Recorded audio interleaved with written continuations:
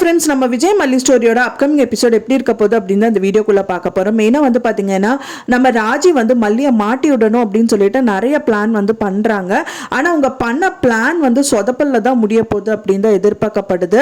ஏன்னா வந்து எல்லாருக்குமே தெரியும் மல்லி வந்து ஃபோன் எடுத்துகிட்டே வரல அப்படின்னு சொல்லிட்டு விஜய் கிட்ட இருந்த ஃபோனும் வந்துட்டு செக்யூரிட்டியே வந்துட்டு கீழே எங்கே அவங்க சுவிட்ச் ஆஃப் பண்ணிட்டு கீழே எங்கேயோ போட்டுறாரு.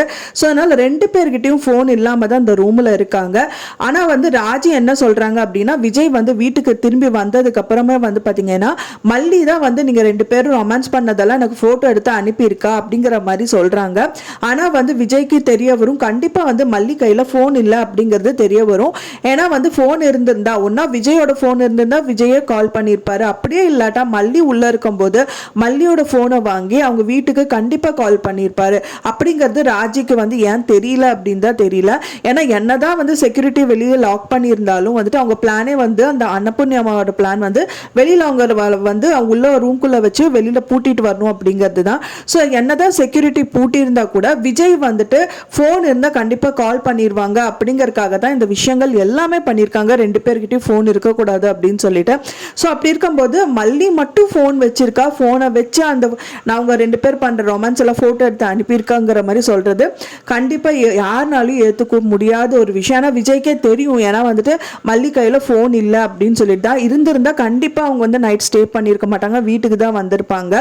ஸோ அதனால வந்துட்டு விஜய்க்கு வந்து நிறைய விஷயங்கள் தெரியும். ஏன்னா மல்லிக்கு எனக்கு நல்லாவே தெரியுங்க மல்லி கையில் ஃபோன் இல்லை, என் கையில் இருந்த ஃபோனும் வந்து எங்கே போச்சுன்னு தெரியல. ஸோ அப்படி இருக்கும்போது நானே உனக்கு கால் பண்ணியிருக்க மாட்டேன்னா அங்கேருந்து வந்திருக்க மாட்டேன்னா நீ எப்படி மல்லி வந்து ஃபோட்டோ எடுத்து அனுப்புனா அப்படின்னு சொல்கிறேன். எனக்கு ஒன்றுமே புரியல. ஆனால் எல்லாமே மல்லியோட மொபைல்லேருந்து வர மாதிரி தான் இருக்குது. எனக்கு என்னமோ டவுட்டாக தான் இருக்குது அப்படிங்கிற மாதிரி கண்டிப்பாக விஜய் நினைக்க ஆரம்பிப்பாரு. மல்லிய வந்து மாட்டி விடணும்னு சொல்லிட்டு ராஜி வந்து எந்த ஒரு எவிடன்ஸும் இல்லாம பக்காவா பிளான் பண்றாங்க. அதுவும் வந்து கரெக்டா வந்துட்டு அன்னபூர்ணி அம்மா வந்து ரூம்ல வந்து போறாங்க. அண்ட் தென் வந்துட்டு அவங்க போன் எடுக்கிறாங்க. மல்லி போன் எடுத்து அவங்களே வந்து போட்டோ அனுப்புன மாதிரி அனுப்புறது. அண்ட் தென் அன்னபூர்ணி அம்மாக்கு அனுப்புறது, செக்யூரிட்டிக்கு வந்து அந்த போட்டோ அனுப்பி செக்யூரிட்டி மூலியமா எல்லாருக்கும் அனுப்புறது, இந்த மாதிரி நிறைய விஷயங்கள் வந்து பண்ணியிருக்காங்க. என்னதான் இந்த விஷயங்கள் எல்லாமே பண்ணாலும் அவங்க கையில மொபைல் இருந்தா தானே பண்ண முடியும் அப்படிங்கிறது வந்து விஜய்க்கு நல்லாவே தெரியும். அப்போ ஹோல் நைட் ஃபுல்லாக விஜய் கூட இருந்திருக்காங்க. அப்படிங்கும்போது ஃபோன் அவங்க கையில் இல்லை அப்படிங்கிறதும் விஜய்க்கு தெரியும். அப்படி இருக்கும்போது அவங்க எப்படி அனுப்புவாங்க அப்படின்னு கண்டிப்பாக விஜய் யோசிச்சாரு அப்படின்னா கண்டிப்பாக இதுக்கான சொல்யூஷன் கண்டிப்பாக வரும். ஸோ இத்தனை நாள் வரைக்கும் வந்து மல்லியை வந்து நான் நிறைய விஷயத்தில் வந்து தப்பாக தான் நினச்சிட்டு இருந்திருக்கேன்.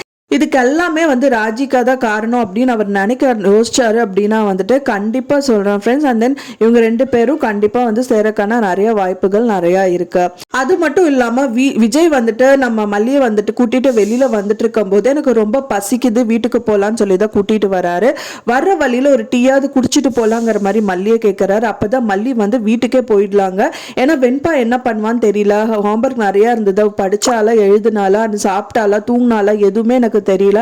சோ அவன் நினைப்பாவே இருக்கு அப்படின்னு சொல்றாங்க. இதை கேட்டானே விஜய்க்கு வந்து நம்ம கூட இந்த அளவுக்கு அஃபெக்ஷனா இல்லையே, மல்லி இவ்வளவு அளவுக்கு வெண்பா மேல அஃபெக்ஷனா இருக்காளே அப்படின்னு சொல்லிட்டு வந்துட்டு அசட்டு சிரிப்பு சிரிக்கிறாரு.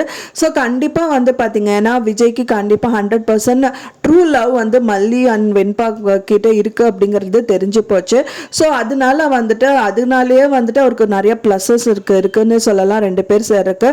அது மட்டும் இல்லாம கூடி விரைவிலே வந்து பாத்தீங்கன்னா ஏன்னா அவங்க ரூம்ல இருக்கும்போது அவருக்கே தெரியும் ஃபோன் அவங்க கையில் இல்லைன்னு சொல்லிட்டு கண்டிப்பாக வந்து இதுக்கான சொல்யூஷன் வந்து கிடைக்கும் அப்படின்னு தான் எதிர்பார்க்கப்படுது. ஸோ நீங்கள் என்ன நினைக்கிறீங்க அப்படின்னு எனக்கு மறக்காமல் கமெண்ட்டில் ஷேர் பண்ணுங்கள். நான் சொன்ன இந்த தகவல் உங்களுக்கு பிடிச்சிருக்கும்னு நினைக்கிறேன் ஃப்ரெண்ட்ஸ். பிடிச்சிருந்தா மறக்காமல் லைக் பண்ணுங்கள், ஷேர் பண்ணுங்கள், கமெண்ட் பண்ணுங்கள், சப்ஸ்கிரைப் பண்ணுங்கள்.